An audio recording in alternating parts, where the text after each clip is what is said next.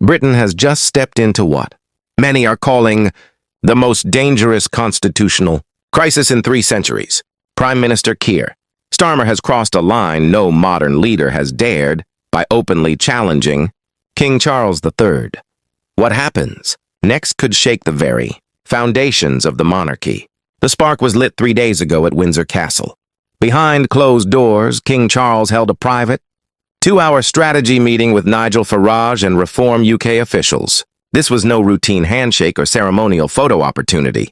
It was a full conversation in the King's private study, personally arranged by the monarch himself.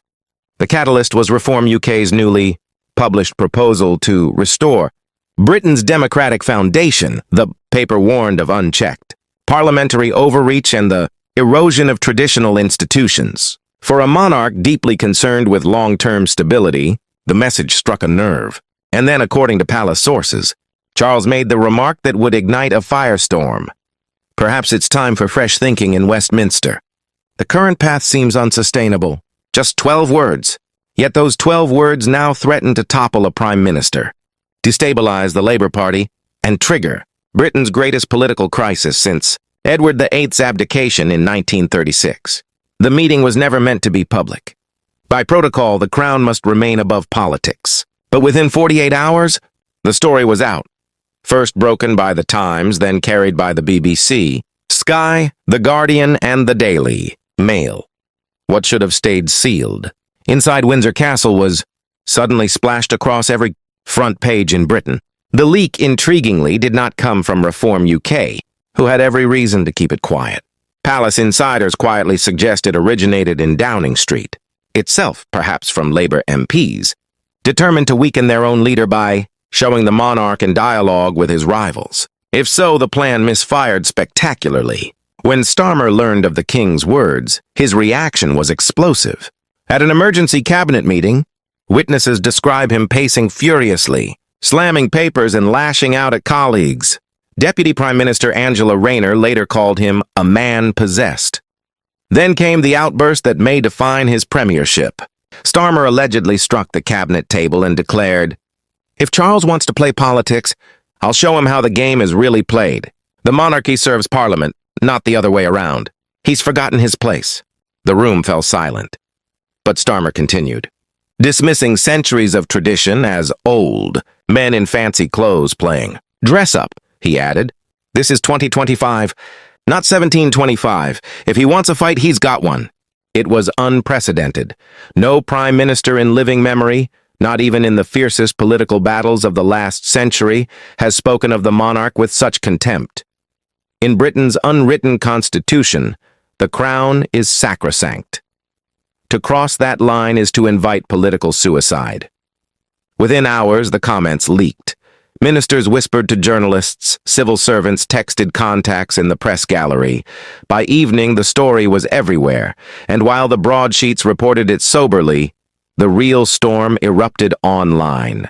On TikTok, Twitter, and Facebook, outrage spread like wildfire. Within 6 hours, defend the crown was the top global trend. Pro-monarchy accounts denounced Starmer as treasonous. Old speeches were dug up and spliced into memes, portraying him as Oliver Cromwell, as a man at the guillotine, as a leader ripping up the Union Jack. The internet turned savagely against him. And it wasn't only conservatives. Older traditional Labour voters recoiled too.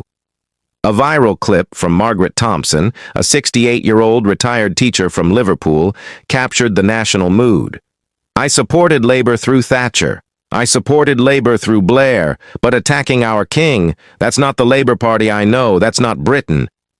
Her words reached more than 2 million views in a single day. Then came the numbers. A YouGov emergency poll just 18 hours after the story broke revealed 73% of Britons believed Starmer had gone too far. Labour's approval rating collapsed from 42% to 28% overnight. In traditional strongholds, the figures were even worse. 68% said they had lost confidence in Starmer's judgment. Nearly half of Labour's previous voters said they were reconsidering their support. This was no temporary dip, no statistical noise. It was catastrophic collapse, the kind that ends governments and rewrites political history. And perhaps the most striking element in this political storm is the silence of King Charles. Through all of it, not a word has left his lips. Constitutional experts call it the most calculated decision of his reign. As Oxford's Professor Sarah Matthews observes, the monarchy survives by staying above politics. Were the king to intervene, he would drag the crown into a partisan fight. By saying nothing, he forces the prime minister to face the fury alone. And with every passing hour, the contrast sharpens. The crown projects dignity, while Keir Starmer appears reckless. Palace insiders suggest the king is not just strategic, but also personally wounded. One courtier describes him as deeply saddened that the office he serves has been pulled into such unseemly theater. Yet publicly, Charles reveals nothing. No anger, no emotion, only composure. That quiet strength makes Starmer's rage appear even more unhinged. Inside Labour's headquarters, however, quiet strength is in short supply. Panic is spreading like wildfire. The party's WhatsApp group, bluntly named Damage Control, ballooned overnight to more than 40 MPs.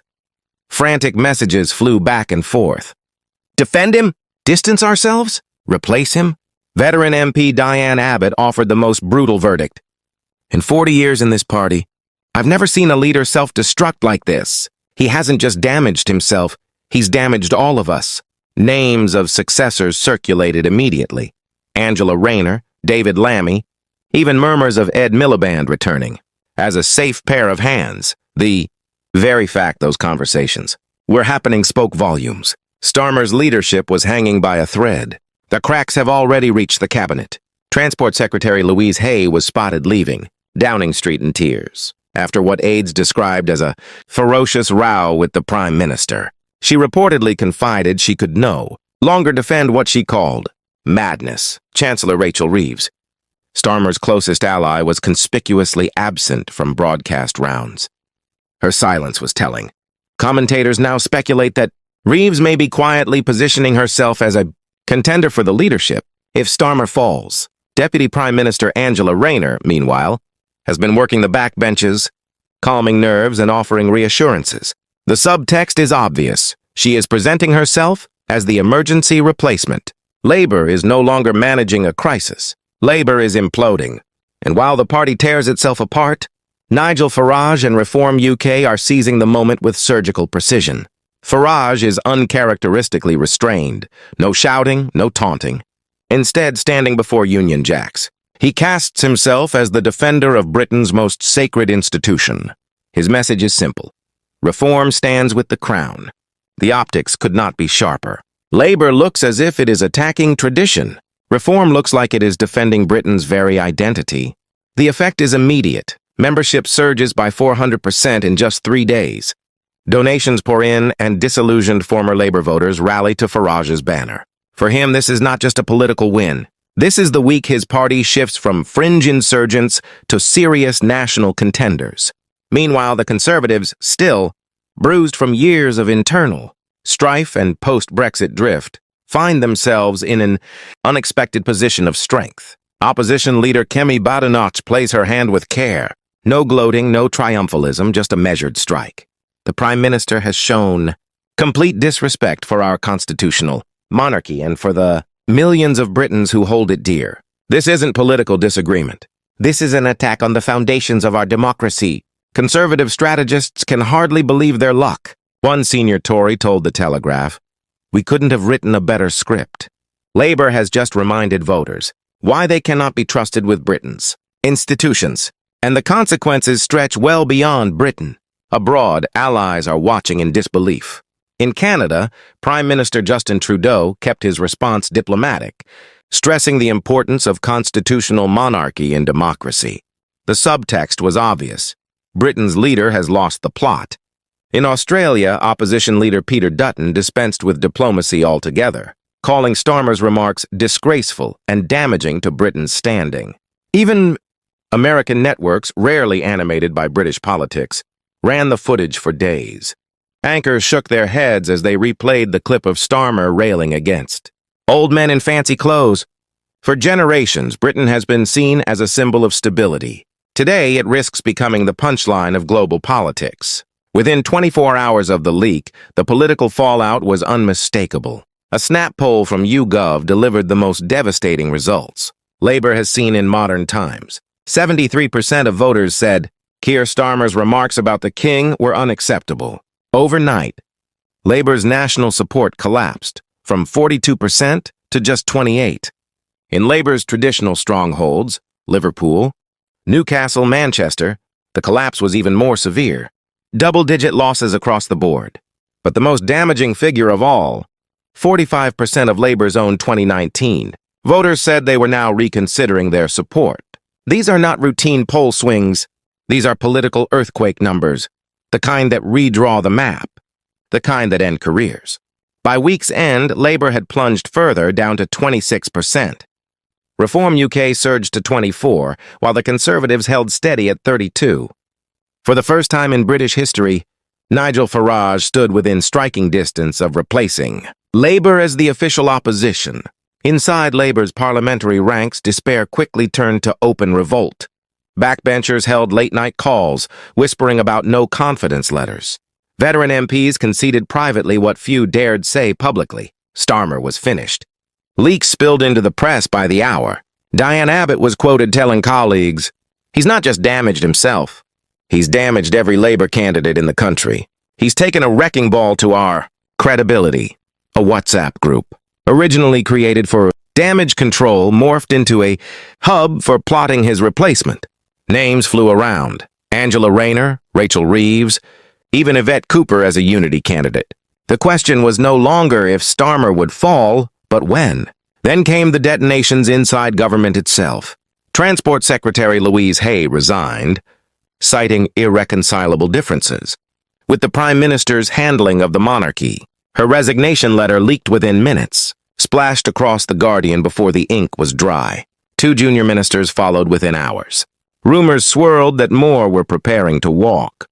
Meanwhile, Chancellor Rachel Reeves remained conspicuously silent.